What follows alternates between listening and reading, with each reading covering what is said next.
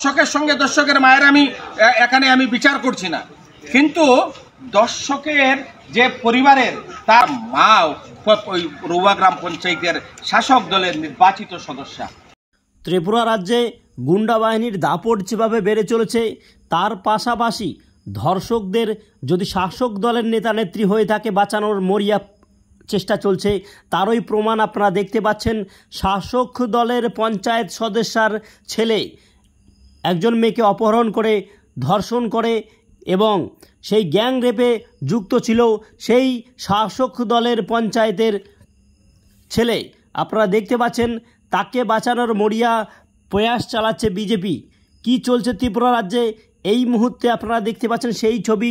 শাসক দলের মদতপুষ্ট গুন্ডা বাহিনীর তাণ্ডব এবং শাসক দল কিভাবে দোষীদের আড়াল করার চেষ্টা করছে সারা ত্রিপুরা রাজ্য জুড়ে। এই মুহূর্তে দেখতে পাচ্ছেন সিপিআইএম নেতৃত্ব বিভিন্ন জায়গায় ডেপুটেশন দিচ্ছে যাতে ধর্ষকরা সঠিক শাস্তি পায়। অনুরূপ একটা ঘটনা ঘটছে, আসামি আজকে দিব্যি বাজারে ঘুরাইতেছে।